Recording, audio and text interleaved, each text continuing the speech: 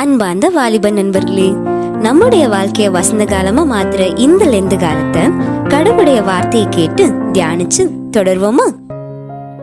கிறிஸ்துவுக்குள் பிரியமான இளையோர் இயக்க சகோதர சகோதரிகளே, உங்கள் யாவரையும் அன்போடு வாழ்த்தி வரவேற்றுக் கொள்ளுகின்றேன். இந்த 2ஆம் நாள் நெல் கவனி செல் என்கின்ற காணொலி வாயிலாக கடவுளுடைய வார்த்தையை கேட்க ஆயத்தமாக இருக்கும் உங்களை மனதார வாழ்த்துகின்றேன். இதற்கு உறுதுணையாக இருக்கும் நம்முடைய பேராயர் திரு சாமுவேல் ராஜதுரை ஐயா அவர்களையும் இளையோர் இயக்க இயக்குநர்களையும் நான் மனதார வாழ்த்துகிறேன். இந்த நாளிலும் நாம் சிந்திப்பதற்காக நமக்கு கொடுக்கப்பட்டிருக்கின்ற தலைப்பு வார்த்தை மனிதரானார் என்கின்ற யோவான் 1ஆம் அதிகாரம் 1-18 வரையிலான வசனங்கள். இதிலே நாம் தெரிந்து கொள்ள வேண்டிய ஒரு சில காரியங்களை நாம் இப்போது தியானிப்போம்.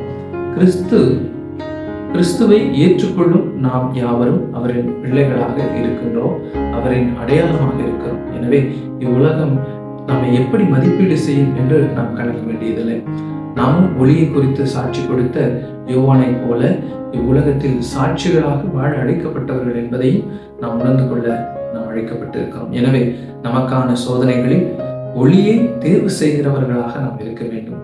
இயேசுவை போல நாம் இந்த உலகத்தால் நிராகரிக்கப்பட்டாலும் கூட நாம் தனியாக இல்லை. காரணம், மனிதனாய் வந்து நம்முடைய போராட்டங்களை புரிந்து கொண்ட கடவுள் நம்மோடு இருக்கிறார், பயணிக்கிறார் என்கின்ற உணர்வோடு நம்முடைய அடையாளம், சாட்சி, தெரிவு ஆகியவற்றில் தெளிவுள்ளவர்களாய் இருக்க அழைக்கப்பட்டிருக்கிறோம்.